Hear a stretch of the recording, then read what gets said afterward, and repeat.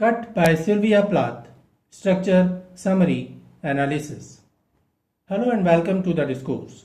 The poem Cut by Sylvia Plath, first published in 1962 in the Colossus and Other Poems, offers a visceral and surprisingly dramatic reaction to a seemingly minor kitchen accident, a cut finger.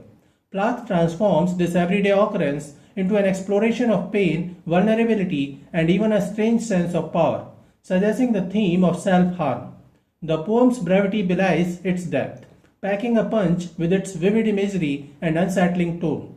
It stands as a testament to Plath's ability to extract profound meaning from the mundane, revealing the undercurrents of emotion that can surge from the smallest of incidents. Structure of Cut.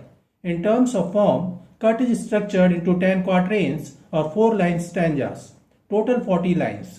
This consistent stanzaic pattern provides a sense of order and control that ironically contrasts with the chaotic and slightly unhinged imagery within the poem. The regularity of the quatrains might even mirror the successive drips of blood from the cut. Regarding meter and rhyme scheme, the poem largely employs free verse, meaning it does not adhere to a strict metrical pattern or a consistent rhyme scheme.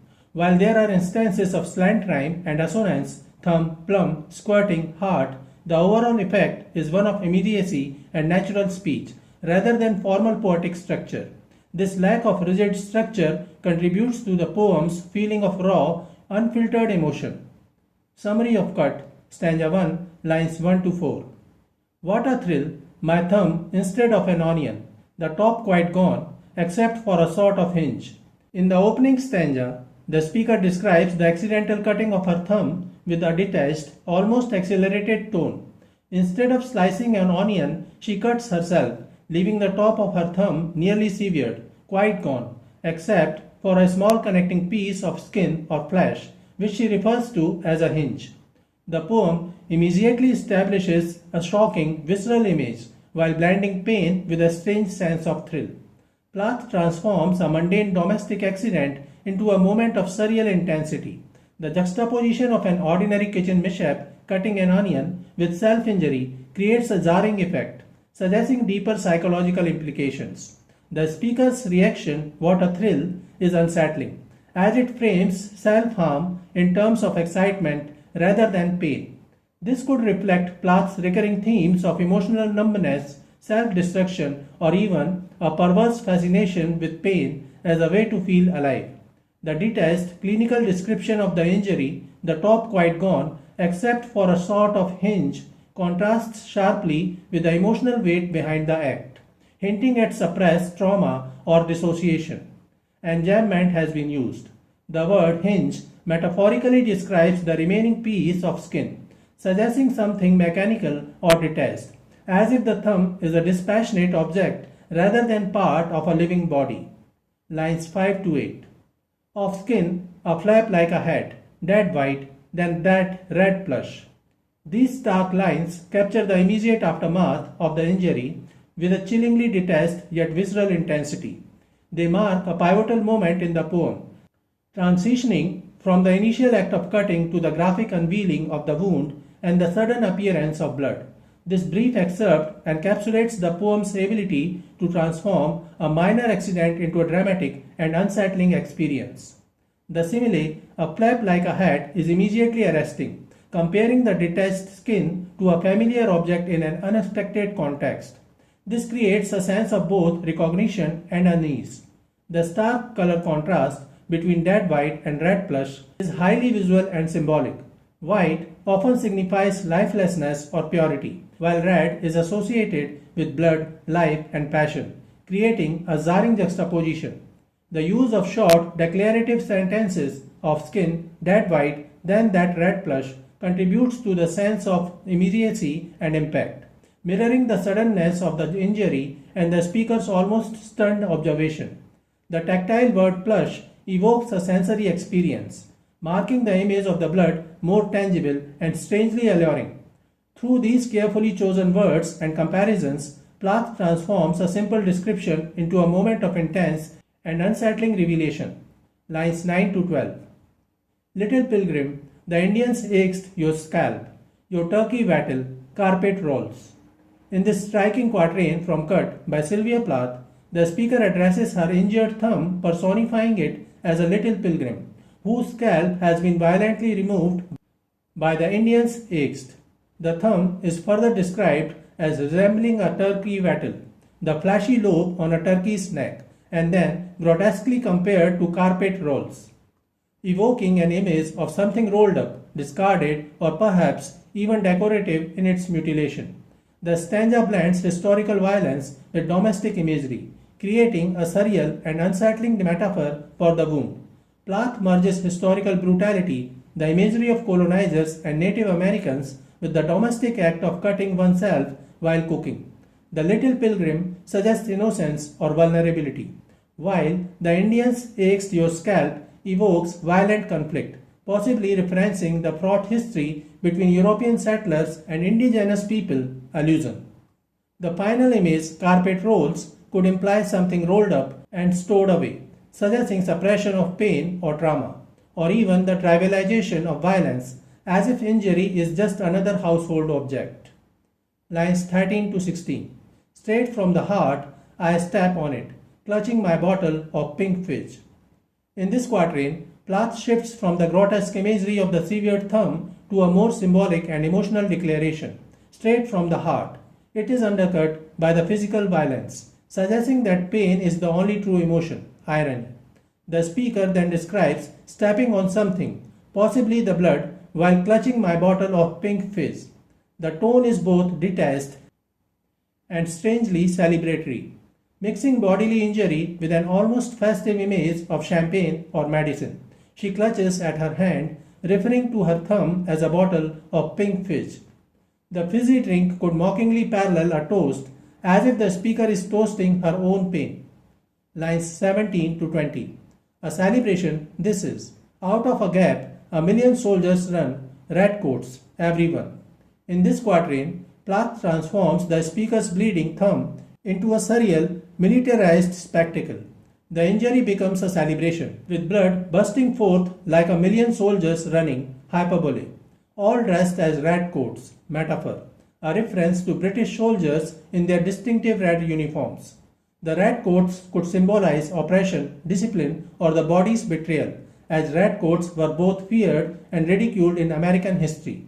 The imagery is both violent and oddly festive, framing the wound as a grand, almost theatrical event.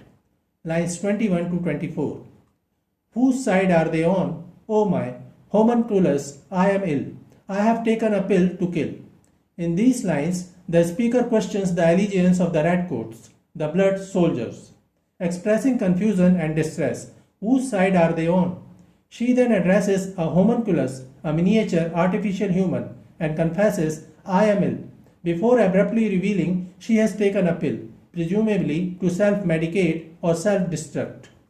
The stanza ends mid-sentence, creating a sense of urgency and incompleteness. These lines describe a physical wound, but they resonate with far deeper psychological and emotional turmoil.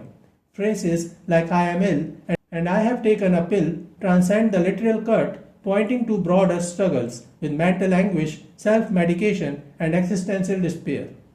Lines 25 to 28. The thin, paperly feeling, sabatier, kamikaze man. In this fragmentary quatrain from Cut, Sylvia Plath zooms in on the physical and psychological aftermath of the injury.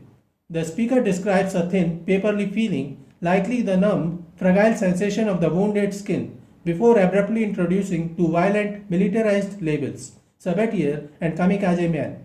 The lines are abrupt and unsettling, blending bodily trauma with metaphors of war and self-destruction.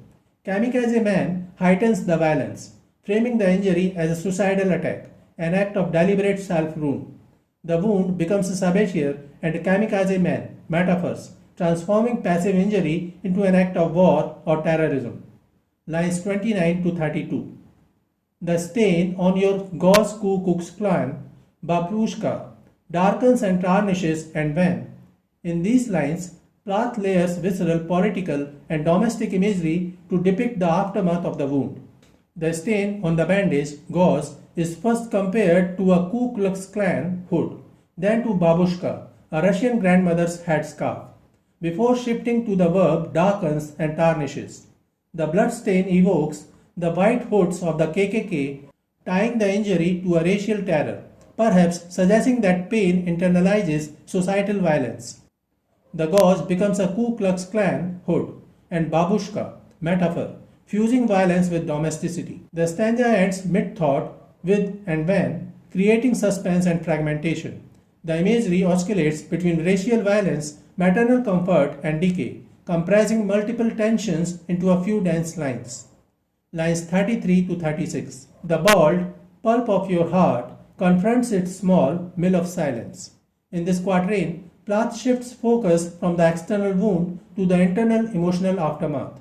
The speaker describes the heart as a bald pulp, a bruised, compressed mass confronting its own small mill of silence. The imagery evokes a heart that is both physically battered and emotionally stifled, grinding in quiet anguish. The heart as pulp and mill metaphor dehumanizes emotion, rendering it as a raw material or machinery. A mill of silence is self-contradictory. Mills are loud, productive, paradoxical, emphasizing fertility. The heart faces a mill, a machine that grinds relentlessly, but this one produces only silence. This paradoxical image suggests a cycle of suffering that yields no voice, no resolution, just the mechanical repetition of pain. Lines 37 to 40. How you jump, trepanned patron, dirty girl, thumb stump. In the final quatrain of Cut, Plath condenses the poem's themes of pain, trauma, and self-perception into 4 jarring lines. The speaker shifts between addressing the thumb, how you jump, and labeling it with violent, degrading terms, trepanned veteran, dirty girl, and thumb stump. The tone oscillates between startled observation, how you jump, and grim mockery, ending on blunt physical description, thumb stump, that reduces the injury to its raw, unglamorous reality. Plath merges medical, militaristic, and misogynistic language to capture the thumb's grotesque transformation. The thumb's involuntary spasm from pain or nerve damage is noted with detached curiosity, as if the speaker is observing an independent creature. Trepanned refers to an ancient surgical practice of drilling into the skull, implying the thumb is a wounded soldier subjected to crude medical intervention. The word veteran suggests endurance but also damage. This thumb has seen battle and bears the scars. Dirty girl is a sudden gendered insult that conflates the injury with shame, possibly reflecting societal disgust at female pain or the speaker's own self-loathing. The phrase could also mock the thumb's bloody, grimy state. The blunt closer, thumb stump, strips away metaphor, reducing the injury to its stark, physical truth, a severed remnant. The thumb is both a suffering subject, veteran, and a dehumanized object, stump. So this is it for today. We will continue to discuss the history of American English literature. Please stay connected with the discourse. Thanks and regards.